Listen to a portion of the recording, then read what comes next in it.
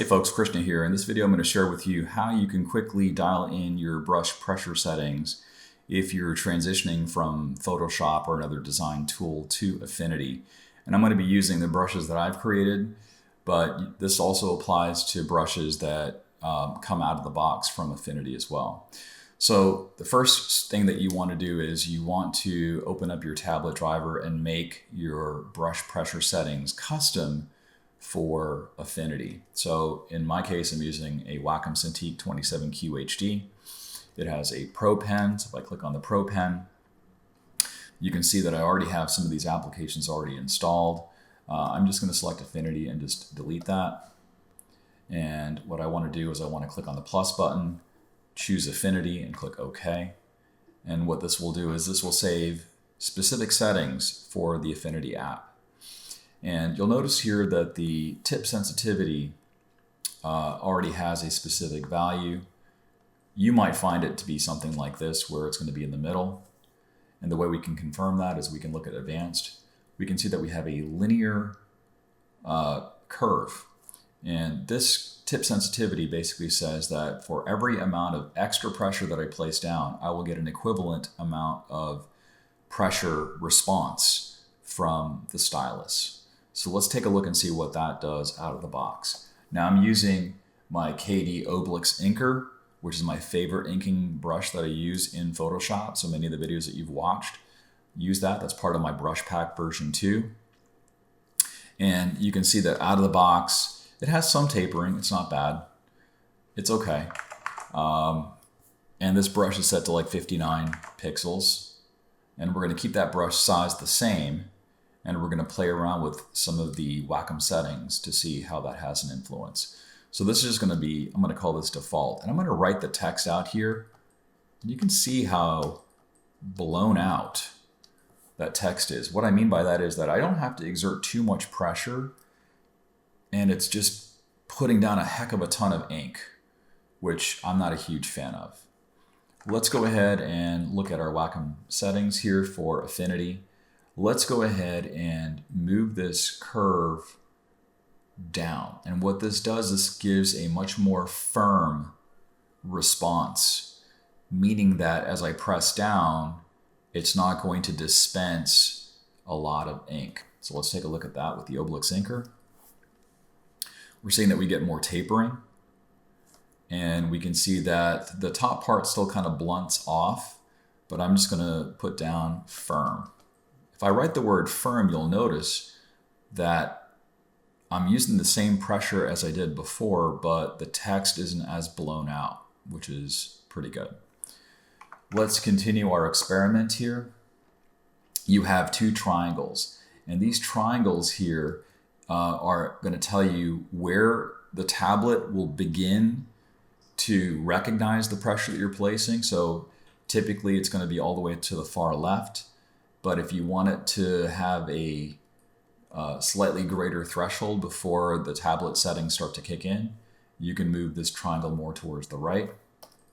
So if I do that, you can see that I get a little bit of variation here. It makes the line look a little bit thinner, right?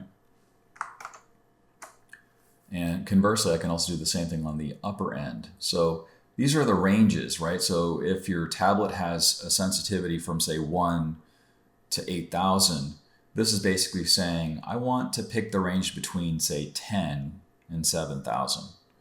And what this will do is this allows you to control how much tapering. You can see that it's much more thin now. The back end, where you can see where the stroke finishes, is roughly about the same, but I'm getting much more tapering. I'm seeing a greater range of my pressure settings for this particular tablet. So this is where you have the upper and the lower threshold.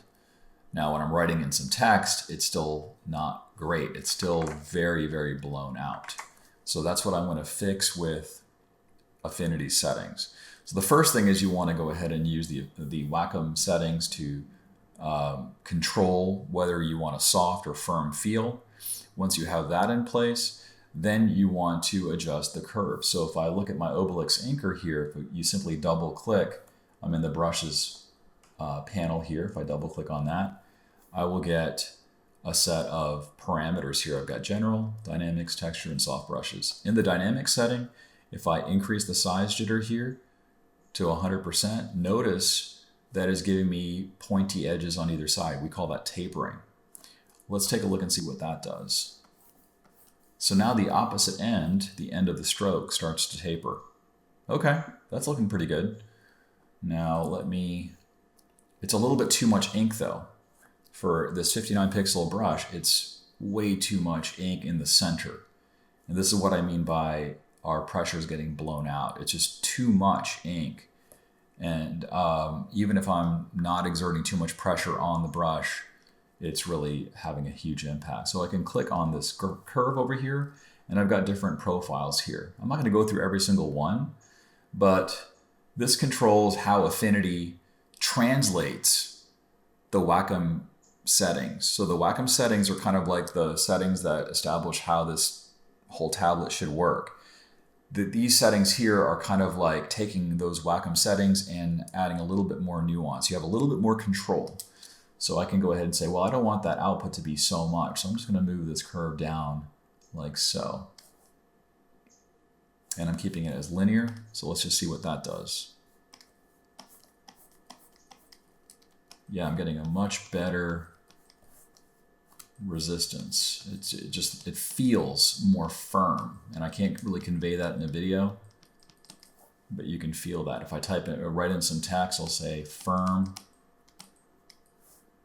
Notice how the letter forms aren't as blown out. And I can also, if I wanted to, I can say, all right, well, I want it to maybe, I'll start the curve up here to where I don't get as much tapering on the ends. I'm just moving this handle up a little bit.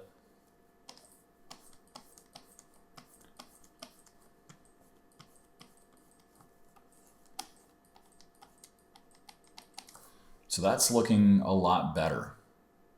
And this also applies to any of the included brushes. If I look at the different types of brushes that I have available here, you've got your basics, right?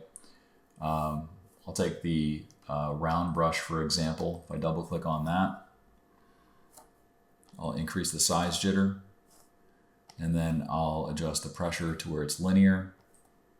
Kind of move it down like so. Click OK. And so out of the box, you get some decent work. Now, the lines that you're seeing here where it's barely picking up any of, like if I'm drawing the cylinder, you can see that the tapering is a little bit too much.